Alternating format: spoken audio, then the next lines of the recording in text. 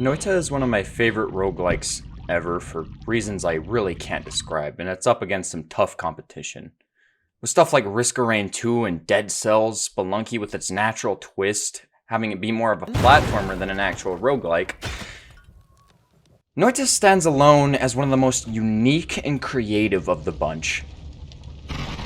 It's everything that I personally want out of a roguelike. Replayability, a rich, evocative setting,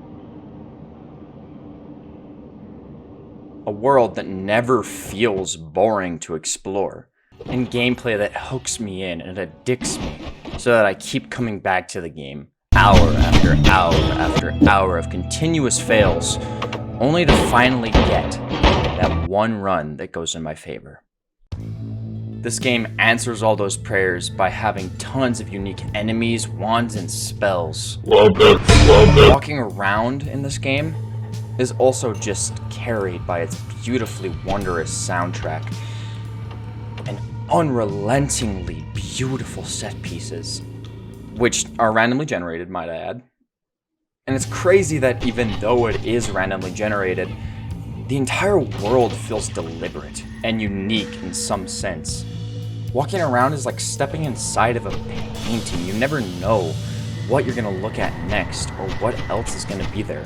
It's a combination of both scripted and unscripted content, in the sense that there is always a set path to the end, but you can always carve your own way to the next area, to that next item, to that next wand, to see what it holds before you.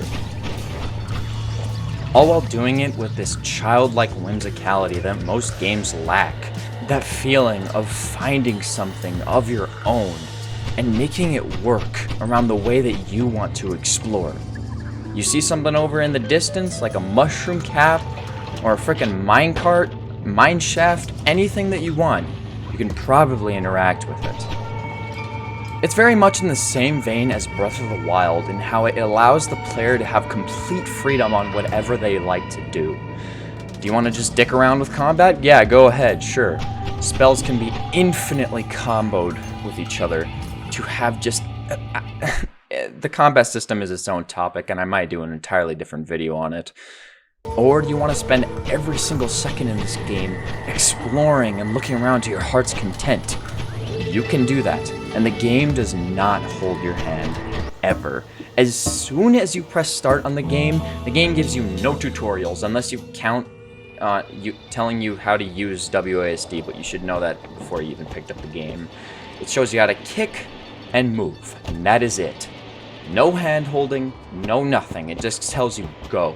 You can go into the cave, or you can go out of it if you want to, if you really just want to be a snarky dickhead. That first run, you are probably going to die. You're probably going to die again on your next one, and again and again and again, until you finally get a run where you're just exploring everything. You have new things in your disposal. You have all these tools, these combos, and you're optimizing your build to its limit. And when you finally get to that intersection with the purple portal, you are finally allowed to relax.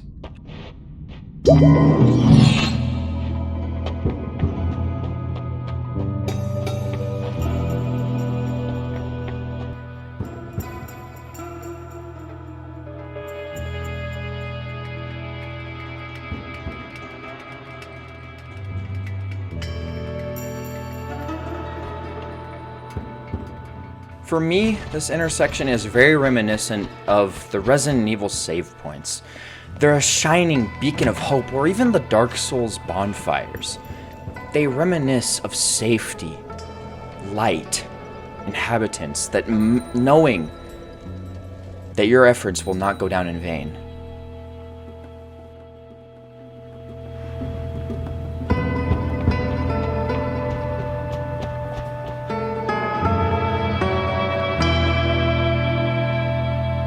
It's right back into crazy fucking bullshit. Well, that's not entirely true. You do get a perk. But then it's right back into the bullshit. Throwing you knee deep into bullshit like that is pretty fun, honestly, and allows for a really distinct learning curve. Pitting the player against some unrelenting dog crap is the perfect way to teach them, hey, this is how the difficulty of the game is for the entirety length of it.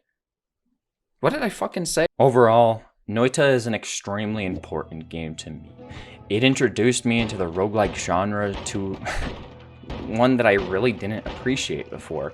But now that I have a wider variety. Nuclear Throne, Gungeon, Risk of Rain 2, Spelunky.